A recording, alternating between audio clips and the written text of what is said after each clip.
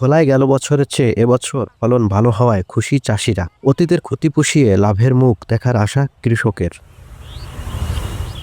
সরিষা ক্ষেতের চারদিকে ফুলের মৌ মৌ গন্ধ, ফুল থেকে মধু আহরণে ব্যস্ত মৌমাছির ঝাঁক।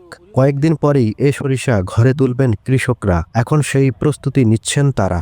অনাচাষী চাষি জমিন, যে জমিনে কোনো চাষবাস হয় না, এই জমিনেতে আমরা বিনা চাষে সরিষা করছি। সরিষা করাতে অনেক লাভবান।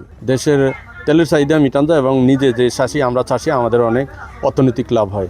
এবং যে খোড্ডা আসে এই খোড্ডা দেয়া আমাদের গরু ছাগল হাঁস মুরগি এদেরকেও উপকার আসে। কৃষক যারা আছে, কিষানি যারা আছে, সবার মধ্যে এই দাওয়াত পৌঁছে দিতে চাই যে ভবিষ্যতে ওনারা করে আমার সাথে ইনশাল্লাহ আমাদের কৃষিতে সব দিতে হয়। ভালো ফলনের এমন ধারা অব্যাহত থাকলে ভবিষ্যতে সরিষার তেল রপ্তানি করা সম্ভব বলে মনে করছে কৃষি বিভাগের এ কর্মকর্তা।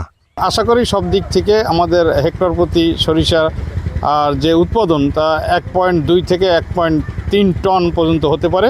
সার্বিক অবস্থা ভালো থাকলে সরিষার বাজার মূল্য কৃষক ভালো পাবে বলে আমরা আশা করি। এবছর জেলায় 9,600 হেক্টর জমিতে সরিষার চাষ হয়েছে। ছোটন সাহা, দেশ টিভি, ভোলা।